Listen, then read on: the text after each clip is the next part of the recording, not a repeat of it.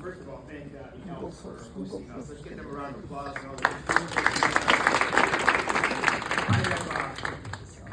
I have work in that kitchen back there. There's a lot of work, so I don't know if they can hear us. Let's give a big round of applause. Yeah, okay, yes.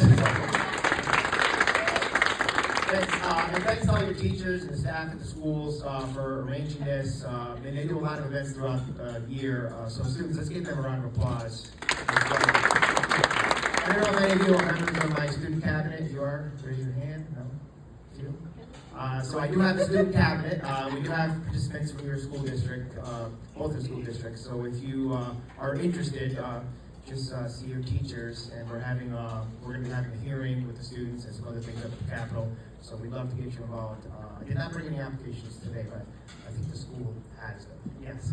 Okay, they're saying yes. So if you're interested in participating and coming up to the Capitol and being a part of that legislative experience, we'd love to have you. There's room to grow the student cabinet. Each and every year it's been very successful. That brings us to today, Law Day, what we're talking about today.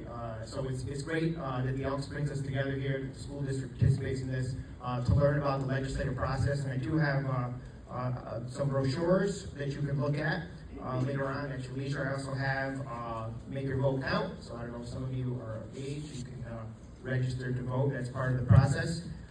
And I just wanted to speak to you a little bit about the work that I do. Part of the big thing that we do at the state capitol, of course, is the state budget. And that's what delivers all the funding for our school districts, for our roads, for our bridges, and a number of other things. So that's a big part of what we do during the legislative session. But also passing laws and bills and things that are important to all of us, right? And how does that happen? That happens with all of your voices participating. You are the future of your future leaders. Someday you'll be sitting perhaps up in the Assembly or the Senate, or you'll be leading in some way. And your participation here shows that you have an interest in doing that. And I encourage you to contact your legislators, make sure your opinions, your voices are heard. There's so many ways to do that. In the past, it was letter writing, right? And there was no email, there was no social media, but in today's day and age, there's no reason you can't simply contact your legislator, whether it's in the state government or in Congress or in Washington, D.C. or whatever official you want to reach. You can easily do that, and I encourage you to do that and stay involved. My background, and keep in mind that when you find interest and you have a passion for something, you should express that. You should follow that. You should follow that passion. My background, my parents were new to the country years and years ago. They came here. I grew up in Mount Pleasant in Schenectady. My parents, my aunt, my grandmother, we all lived in one house. Nobody spoke English. So I didn't speak English until I was in first grade. And I had a really tough time. But I can tell you that it was my school, my teachers, the library. I talk about the library a lot, where I learned how to read. My friends, my neighbors, they shaped my future. Everything that happens in your life will shape the path that you go down. And just when you think you got things figured out, sometimes it changes. I never thought I'd be in public office. I was thinking, wow, look, if I'm going to get to school. But everybody helped to make sure that I could get on a path where I could achieve my goals, set those goals and achieve those goals. And I tell that story because it's someday you may find someone that needs help. So it's important to support one another. And everything you do will impact other individuals and will shape their lives as well. You have the power to do that. But if you see people that need help, you should reach out and support your friends, support your neighbors, because I think it does make a difference. It made a difference in my life. I did go on to finish high school. I graduated at Shelmont. I served in the reserves, U.S. Army Reserves, for 8 years, and I wanted to be an engineer. I was into math and science. That was my big thing.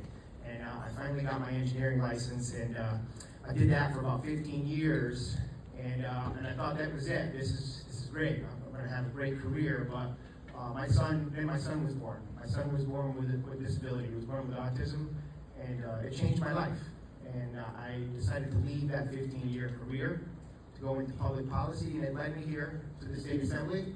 And it changed my life for the better, because I'm fighting for people with disabilities. I'm making a difference in people's lives.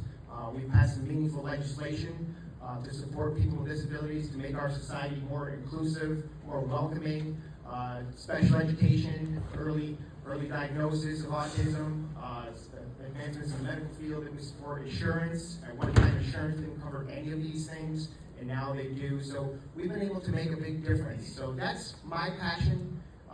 That's what led me here, but you all have a passion as well that will lead you somewhere. Whether that's serving in public office or somewhere else, you should follow that passion. And keep in mind that you never know, something may change your direction, something may change your path at some point, and that's okay.